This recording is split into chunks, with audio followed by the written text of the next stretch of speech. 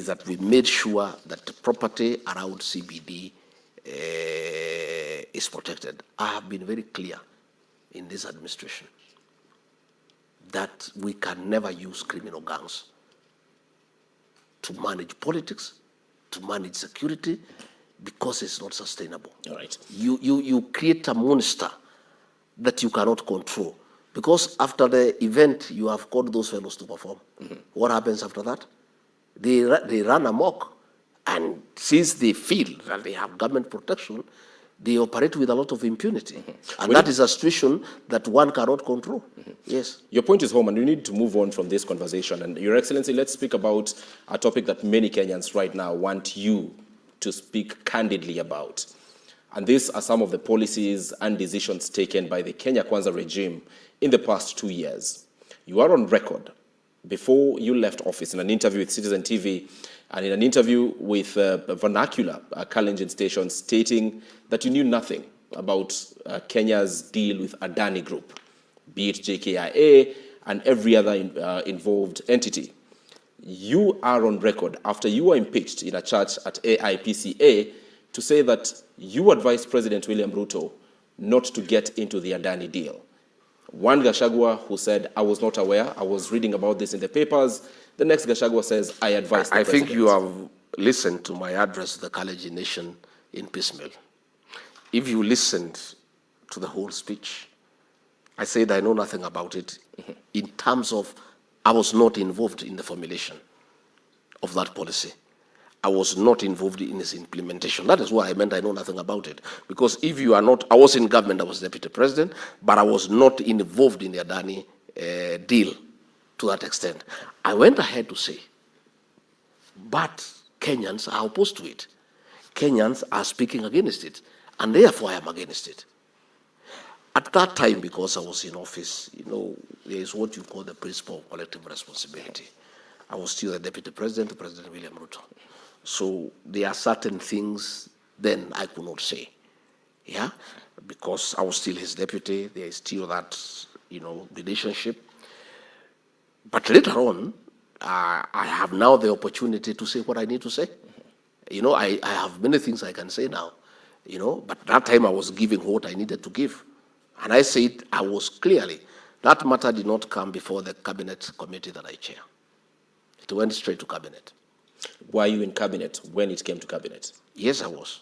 What discussions were there about Adani? I cannot give discussions in cabinet because I'm still bound by the Official Secrets Act. I wouldn't diverge in detail as to what happened in cabinet because that would be irresponsible on my part. But what I can say is that I was opposed to it. And at my own time, privately, I was able to sit with the president and say this is not right. It's a rip-off to the people of Kenya. It is not tenable. And also, because I was elected, in our administration, I was the lone voice that would tell the president what anybody else cannot tell him. Because as an elected leader, you interact with the people. I also have serious political networks that are independent from the president that talk to me daily so that I get to know what is going on. And as principal assistant to the president and as his advisor, I took it upon myself, and it's a job I did that cost me heavily to always tell him the truth. Excellency, allow me to interject, because you have said that yes, you sat in cabinet and you cannot divulge issues discussed in cabinet. This is a matter in public. This is a matter already addressed by the head of state when he announced that cancellation at the National Assembly and the Senate when he made his State of the Nation address. You certainly owe it to the people of Kenya to tell them that this is what the country was getting into in Adani. Who was tasked to do what in cabinet, and how exactly was this deal reached? When was it signed? Those are the questions that Kenyans who are watching today want to understand. I've told you clearly that nobody involved me. Had it come to the cabinet committee that I chair, I would have had all the details, because that is a very exhaustive forum that I used to chair. I'll be able to get to know from the beginning to the end. But cabinet is basically formality. And certain things, President will decide they come direct to Cabinet without coming to the Cabinet Committee. So are you saying, because you gave us a track record of how many cabinet subcommittees you chaired while in office. This was at a time when some quarters were saying you did not perform as deputy president. Are you saying that in the many committees you hosted or you chaired of the cabinet, this did not come out? Adani did not come. Did the Social Health Authority come out? Yes, it did. In the subcommittees? Yes, it did. What was your position on it? My position then, as it is today, is one, it was hurried. And there was no sufficient reason to move hastily from NHIF to the new program. And from my own reasoning, when I even looked at the mathematics surrounding that program, is that it would have cost us between 700 to 800 million to upgrade the system that was running the NHIF to make it compliant. Yet we are moving to a new program that is costing 104 billion shillings. And in my view, my very honest view, that's the crux of the matter. That is a rush. That is a focus, the 104 billion. And when you listen, Karanja, me, I'm a people's person. And probably many people thought that I'm a rebel within government. I was not a rebel. I was a deputy president of a popularly elected government that is answerable to the people. And in my view, we in government are the employees of the people. And the people are your employers. And their opinion counts. And you cannot dismiss what they think and what they feel. And that is why even members of parliament were accusing me of intimidating them when I told them to listen to the ground during the Finance Bill 2024. It's because myself, I do listen to the ground, and I take time to listen to what people are saying. If you listen now to patients, they are going through hell. One, in NHIF, you would pay 500 shillings for the whole family. Maybe say you have your wife, and maybe say 2 children like myself. 4 of us will pay 500 shillings for the ordinary people. Now, in this new program, it's each individual. So you find people having a problem with that. Number 2, you find that the private hospitals have not embraced this program. The program was rushed before all the stakeholders were brought on board. So you find that you have been deducted money in your pay slip. Then when you go to a hospital of your choice, you cannot be treated. And that is the frustration that the people of Kenya are going through. And I am a very strong believer that your employer is ultimate. And the feeling of your employer is so central in whatever decision that you make. In this case, the employer here are the people of Kenya. The people of Kenya. Your Excellency. And if you find the people are up in arms, and everybody is complaining, the stakeholders are complaining, Kenyans are complaining, you simply cannot ignore them and decide that you must do what you have decided because it's a government program. Because that government program is meant to benefit some people. And if the beneficiaries of that program are uncomfortable with its implementation, with its component, with the way it is being rolled out, you have a responsibility as a leader who is elected all the time to take into consideration the views of the people. This responsibility you had when you chaired the cabinet subcommittees in which the shift from NHIF to SHA came. And for Kenyans who do not understand the workings of government, many of whom are watching today, you may need to tell them, if indeed it's true that you did not agree or you said it was rushed because it came to a cabinet subcommittee you chaired, how did it end up in the cabinet? You're the second most powerful person. Cabinet will work on policies. The issue is not the policies, the implementation. In terms of timelines, in terms of the transition, it's now when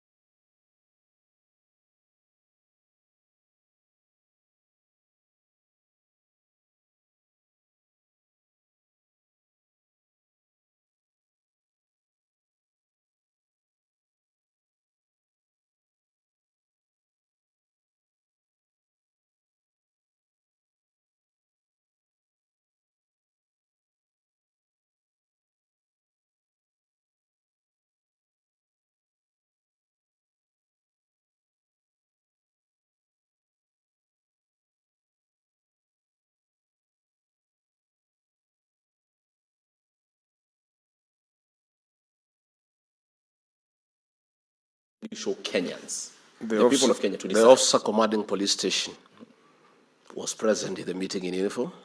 As soon as I arrived, he changed into civilian clothes, was present during the fracas, and did nothing. You know? And again, I've told you, at the exit of the venue, one of the cars, green in color by the criminals, had blocked the road so that we could not exit, so that we were in a death trap, so that they just continued attacking us. And in the process, officers of DCI in the notorious Subaru cars that are unmarked without number plates, abducted, in clear view of everybody, Honorable Peter Mwathi and the MCA for Bibilioni. Peter Mwathi was taken round in circles for 8 hours before he was dumped on Bypass Road. The MCA for Bibilioni, who had spoken very strongly, was taken round and abandoned in Kenale Forest, where he has been picked and is now in hospital in a coma. So clearly, the police were part of this exercise. And I want to caution the state. I've been around for a while. I was in the Moi government. I was in the Kibaki government. I was in the Uhuru government. I was in Ruto government. I'm here and today. The use of criminal gangs to manage politics is a very dangerous thing. These criminals, after you use them as government, they don't go back home. They just continue committing crimes. From the pictures that are coming from Limuru, people are now calling us because they identify them. These fellows belong to a criminal gang that caused atrocities in the Mount Kenya region and Nairobi in the 90s and 2004, 5, 6. And what has happened now, once the state gives cover to these criminals to engage in crime, purporting to manage politics for the state, they'll go back to their crimes. And they have already started going to Matatu stages to collect protection fee, going to dowry payment, demanding a 10%, going to hardwares, demanding money. Once a government uses criminal gangs to cause mayhem like they did in Limuru, beating innocent people in a funeral. And that young man called Erastus is a hustler. The parents are poor people. They came there and caused mayhem. Today, none of them has been arrested. So they get very embodied. And what happens to the public?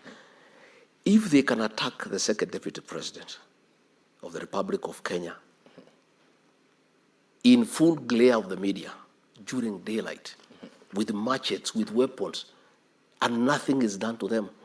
So far, none has been arrested, despite the fact that these are people who are known even with the criminal records.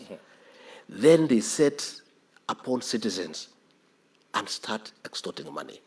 And the citizens will panic because they will ask, if they can attack the second deputy president of the Republic of Kenya with police supervision. Sure, because I have seen documents from the Ministry of Health that indicate that for every amount that SHA will be paying for each procedure done or for each service offered, some peace caravans had been organized within the Mount Kenya region, with will be heading or directed to a platform provider. I think 25% or something like that. Who are these platform providers? No, I was not involved.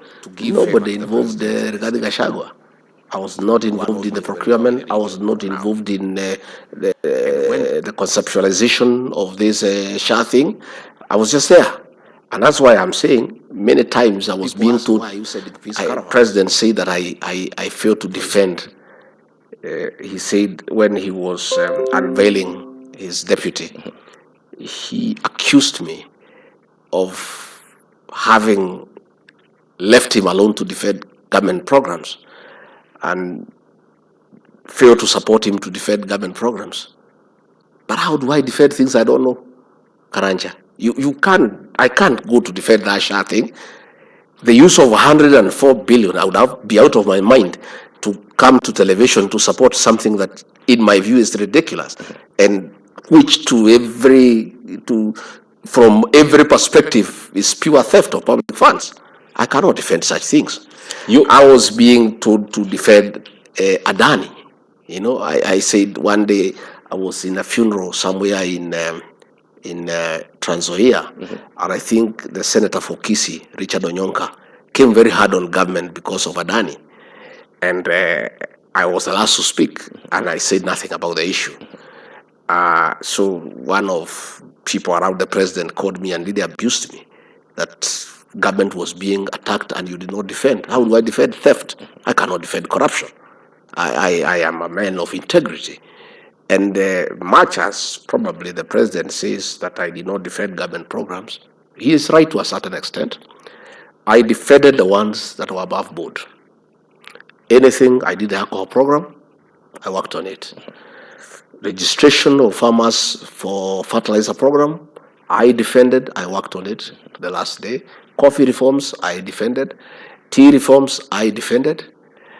Anything that was above board, that was in public interest, I defended. But issues of corruption, issues of theft of public funds, I could not go and defend. And he must forgive me. I asked President William Ruto to forgive me. I'm sorry, my former boss. Adani, I could not help you to defend. Shah, I could not afford. I could not help you to defend. If the deputy you have picked can defend theft and corruption, let him go ahead. Because he is not elected, he is your person. So he's answerable to you. But me, I was elected. I have the mandate of the people. And therefore, I'm answerable to some people. So I could not go and defend something that is anti-people because I'm elected by the people. You know that this is where the difference between me and the current deputy president is. He is an appointee of President William Ruto. He must defend religiously anything the president says and wants because that is his employee. I was not an employee of President William Ruto. I was an employee of the people of Kenya. It was therefore right for me to fail to defend anything that is anti-people. All right, Your Excellency, 2 weeks ago, or less than 2 weeks ago, President William Ruto made an address to the National Assembly and the Senate about the state of the nation, and he was giving progress about where the country is. This progress was for a period in which you served as deputy president. What is your honest view of what the state of our nation is today? Well, the president spoke about the fertilizer program, which admittedly is a success. And I took part. I worked with it with the president. And in fact, one day, a minister came and presented to the president a bill of about 1.8 billion to distribute fertilizer. And I happened to be there. And I told the president, this is theft. You know, he was saying, for us to distribute fertilizer in Kenya, we need to hire a firm to ensure that the fertilizer reaches the farmers. And he was giving like 300 shillings per bag. So we calculated with the president and the bill would have been like 1.8 billion. And I did suggest to the president that we could register farmers using the officers of the National Government Administration. And he was agreeable. And he asked me to oversee the exercise, which I did successfully. And within 2-3 weeks, we had registered 5 million farmers. And that program is very, very successful. Again, the issue of the strengthening of the Kenyan shilling, that again is successful. Again, the employment of the teachers, 52,000 teachers, give credit where you do, that is true. But there are issues he talked about. The economy has improved. There is growth, there is less inflation, all those figures. From where I sit, because I told you I was around during Moi time, I was around during Kibaki's time, I was there during Uhuru's time, I'm there during Ruto's time. For you to know whether the economy is successful, you don't need figures. Just ask Wananchi, they will tell you. If you ask people who have been around through those 4 governments, they will tell you that the economy improved during the tenure of Mwai Kibaki. Those are they are the best indicators. Forget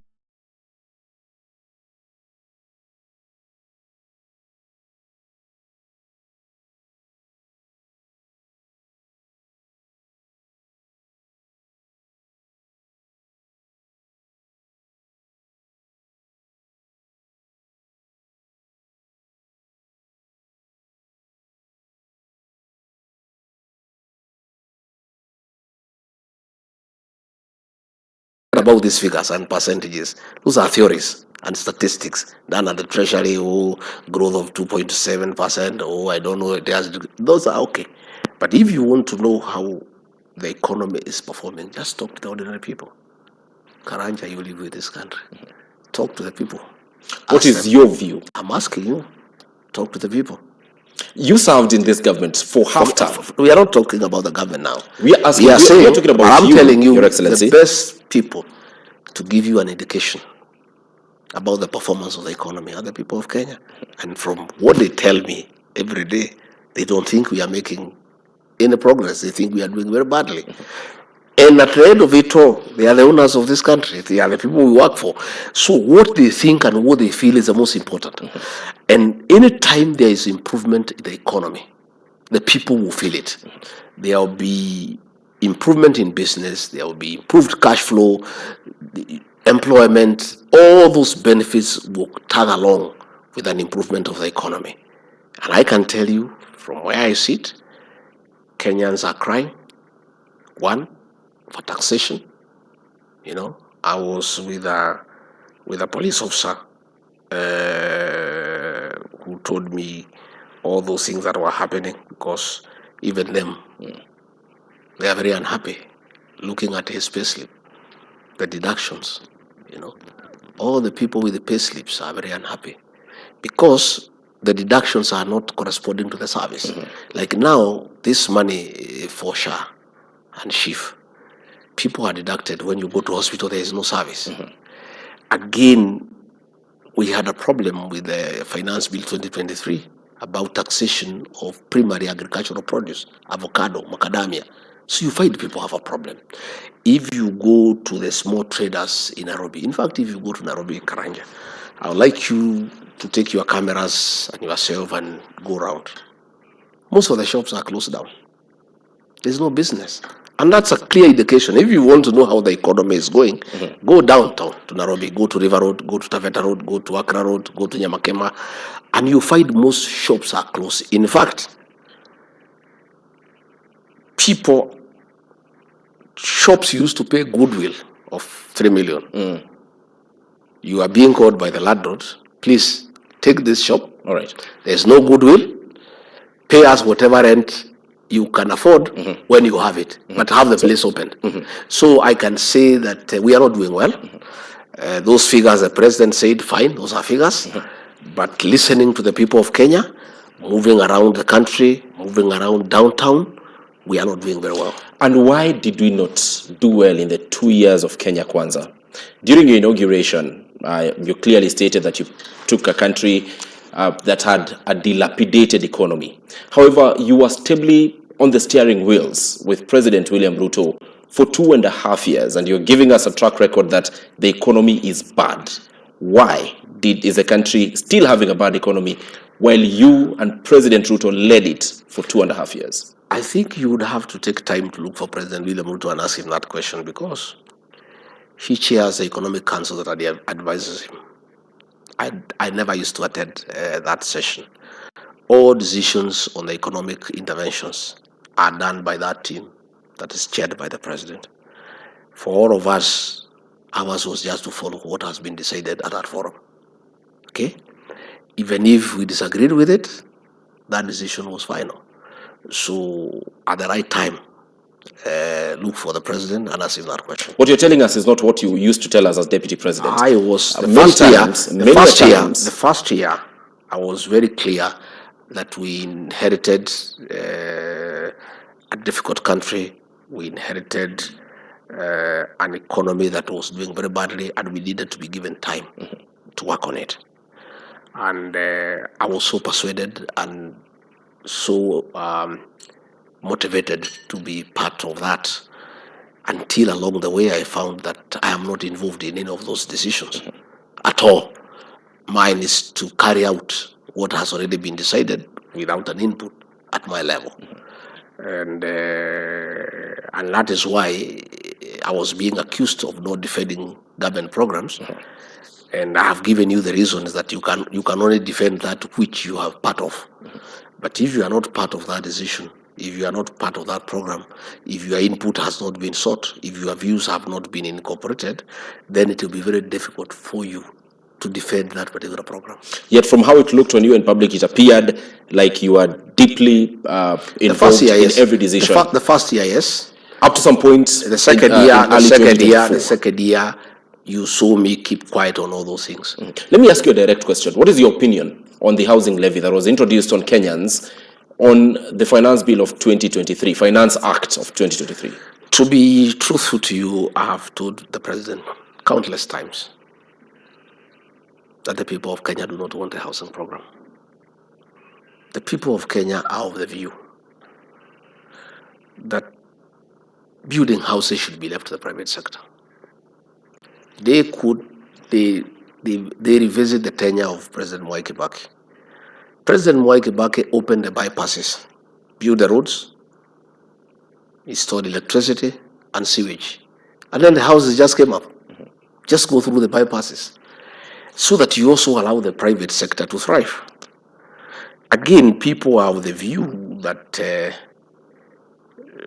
housing is a very personal thing, and people should be allowed to build their own houses at their own time. And that is why you find, many people are not able to tell the president that truth. Many people are not able to tell him that truth. And that is why you found the other day when he was in Embu, he went to talk about that housing and people told him, no, we don't want it. Because it's reaching there, because you see what is happening to Kenyans. They find everybody else has failed them. MPs are not talking for them. Nobody is talking for them. Then they are left on their own now to address the president directly. It was very unfortunate because that shouldn't happen ordinarily, where people are shouting at the president. It's not right. It was very awkward for me. But people have reached there because he was talking about housing so passionately to people who believe it is not right, And many a times I told the president, Your Excellency, I've talking to many people. Professionals are talking to me, business people are talking to me, church people are talking to me. People think that we should concentrate on completing the projects that we inherited from President Uhuru Kenyatta.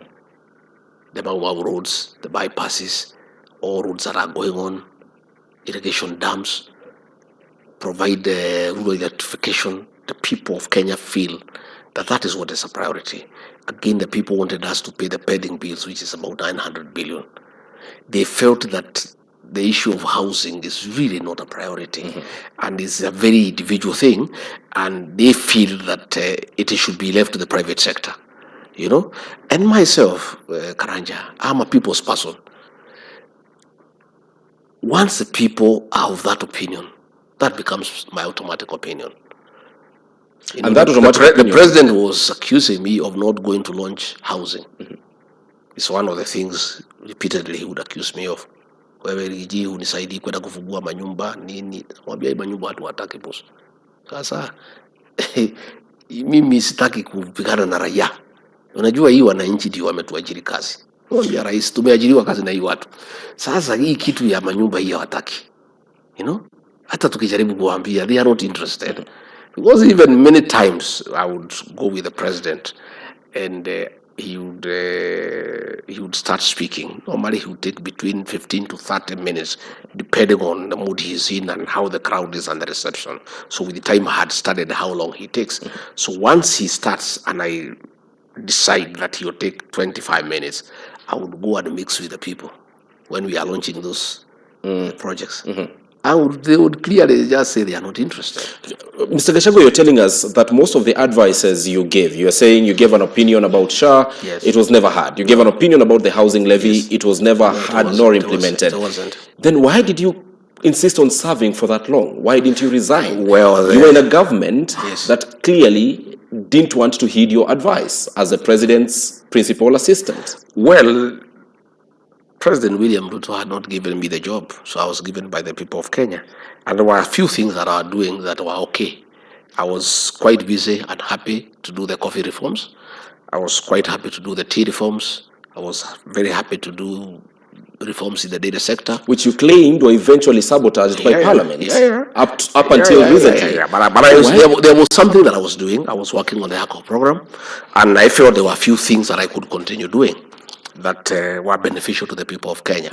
And since I had been employed by the people of Kenya, I could not leave the job simply because I'm not being listened to, because there were a few things on my own that I was doing quite successfully. It would have been insincere, because you are saying even the work you did was sabotaged. You're saying you are given the job by the people of Kenya and you could not leave. No, it was by the work I was doing was going very well until a decision was made to get rid of me, and then people now started sabotaging the programs that I was doing. Like the alcohol program I was doing was very successful. I did very serious meetings at the coast, at Eastern, at Central, at Rift Valley, and working with all the stakeholders in the security sector, KRA, KEBS, and everybody else, who were able actually to bring sanity in the villages in terms of drug and alcohol abuse. And my spouse, Pastor Dorcas, was also doing a different program and our office on addiction and rehabilitation. And it was working very well. And I was saying, even if I did nothing else, I was quite happy to remain as deputy president to do that program. But along the way, when a decision was made that I must leave office by way of impeachment, that decision was made about a year ago. So it's been a long struggle for a year. That is when it was decided that I must be removed from office because I'm stubborn, because I'm asking too many questions, because I'm not defending corruption, because I'm not defending programs that cannot be defended. And that is when it started now interfering. The coffee subsector, money that had been voted for the cherry fund, about 4 billion, they only released 500 million so that I can fail, so that then they can blame me of not working on the coffee sector. All right. You know, people like the KTDA was involved in the fertilizer program, subsidization of fertilizer for tea, and money was never released so that I could fail. Those things happened the last 1 year. The first 1 year we worked well. I think the last year is when the president decided that I'm too much. He cannot control me. I'm asking too many questions. I'm not a yes-sir person. I am difficult. I'm stubborn, in his own words. I'm erratic and all those things he would say. That is when now the good programs that I was doing that were very successful were sabotaged. You've made your point. Let's now speak about the current situation. We are at a season where we are seeing you actively rallying up the Mount Kenya region. What is your...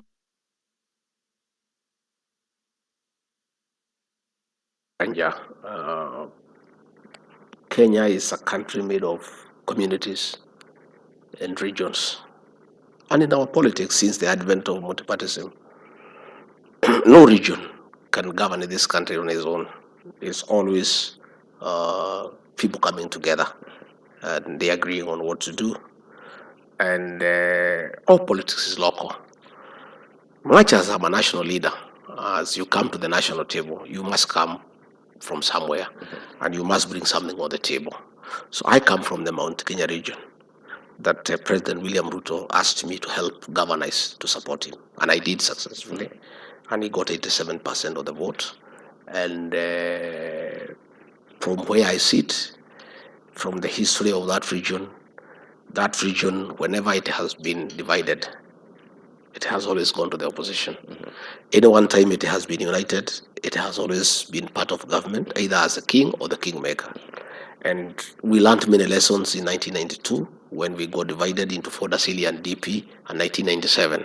So from 2002, 2007, 2013, 2017, 2022, we were united.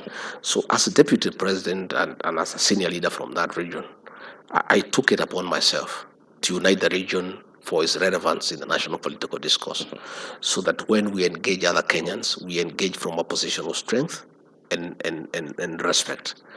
And one of the issues that we disagreed with the president was my refusal for him to create division in the mountain, because the president wanted to have counties that he would control directly without the center. And I saw danger in that politically for the region in future. And I was telling him, no, we can't divide the mountain. The mountain supported you as one. It should remain as one. And I started that agitation to unite the mountain successfully.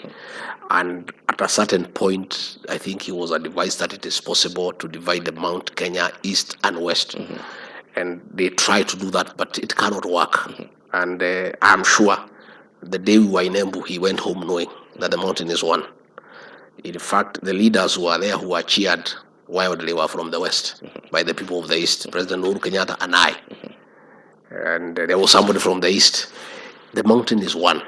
So going forward, even as I'm out of office, I have a responsibility as a leader from that region to continue working on our unity, to continue telling our people that their relevance in the national political discourse will be informed by their unity of purpose. And I'm very happy that the ordinary people from that region are united to a man.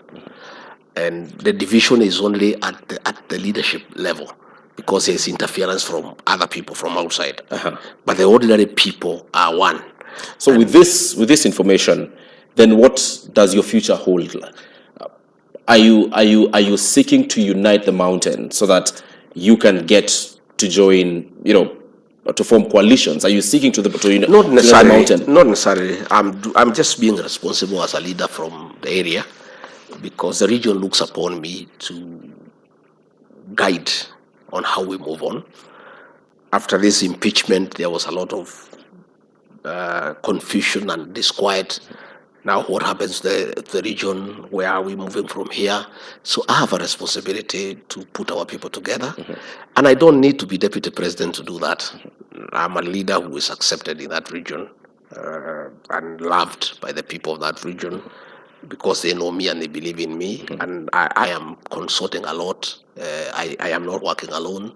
We are talking with other political leaders. We are talking with other political parties. We are talking to church leaders.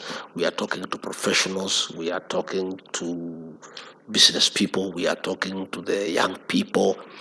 And this consultation is very extensive. It will take this December and the bigger part of January.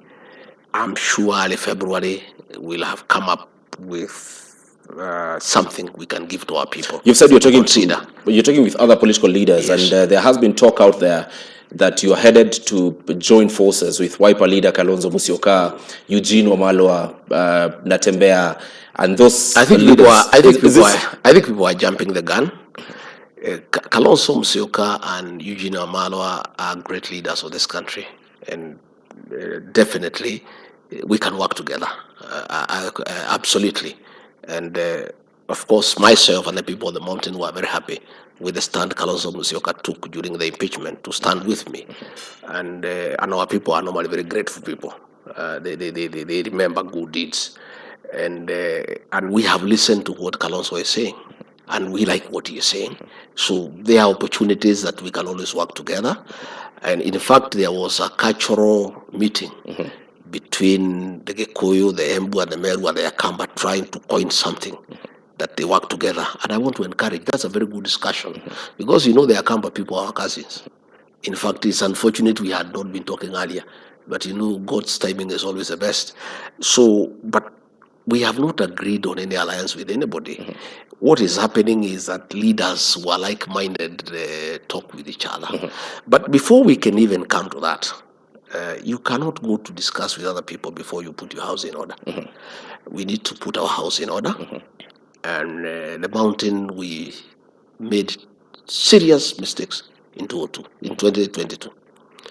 Political miscalculation and clear lack of good strategy. And I own up on behalf of the region. Is this about getting into UDA without your own political That's party? what I'm saying. We made many mistakes, and I own up, and I really want to apologize to the people of Mount Kenya region. All right. That probably because of lack of experience at that level, are not, dealt at that level. I committed the region to an arrangement that has come to haunt us. In my community, there is a saying that doing something wrong, something bad is not wrong. What is bad is repeating it. We have learned very hard lessons, very painful lessons, that we went to a marriage without proper arrangement, and we were left at the mercy of the president, which should never happen in politics. We will be more careful in future, and that is why this consultation is very slow and extensive, because we cannot afford to make a mistake another day. You cannot afford to make a mistake. And Mr. Gachagua, one, you've said that you want to rally up the mountain. I've got a couple of questions which I want you to join together because we are pressed up for time. We need to be hurrying up. What makes you think that the people of the mountain will follow you? I ask you this, having in mind that President Uhuru Kenyatta has a considerable following. President William Ruto has a considerable following from the mountain. In fact, he has more members of parliament than you who follow him today. Those members of parliament also have people. So what makes you think, one, that the mountain will follow the route that you will take? And secondly, there is a feeling that you also need to overgrow the politics of being only from the mountain. Where in your heart are other people in the country, the people of Western Kenya, Nyanza, and across the other 47 counties in the country? I don't know whether the mountain will follow me or not. That is a decision the people will make. Mine is to consult and tell them this is what we have come up with, and they'll apply their mind. And so far, they are the ones putting me under pressure. In fact, there are certain decisions they have already made, very heavy decisions, that they are sharing with me on the way forward. Members of parliament are members of parliament. Most of those members of parliament with the president, none of them can go home.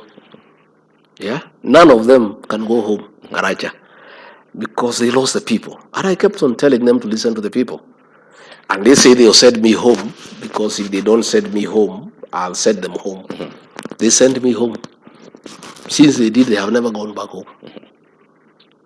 And it is difficult because the people of that region are very intelligent people, and they don't take it for granted when you disobey them, because they are your employer. All these members of parliament are employed by the people. When they disagreed with them on the finance bill and the impeachment process, they put themselves against the people. In fact, the group that hangs around me is the only group that has been going to the people. And that is why criminal gangs are being organized to stop us from going to the people, because the other group cannot go to the people. All right. And I don't know. I don't know whether you saw in Moranga, people of that region you are saying are refusing condolences from leaders. You know? All right. They are refusing condolences from leaders because they are people who are very politically aware and they decide what they want. So whether they will follow me or not, that's a matter that they will decide. And I don't have to lead them, Karanja. My concern for the people of that region, and for the people of Kenya for that matter, is economic advancement. All right. Is political cohesion. Is eradication of illicit brews. All right. It is peaceful coexistence. Let me say that you are saying I always stay in the mountain. That is a narrative that was used to drive me out of office. That Rigathi Gachagua is tribal because he speaks mother tongue when he is in his region. Rigathi Gachagua is tribal because he talks about Bulima. Karanja, this issue of tribalism is a mirage. There is nothing. Did tribalism bring Adani? Did it bring Shah? Did it bring Schiff? Did it bring the corruption of Ed Boyles? What has happened is that when people want to run away from the failures of the government, mismanagement of the economy, taxation of people, massive corruption, they want now to talk about tribalism. Right. Tell me, out of all the issues Kenyans are complaining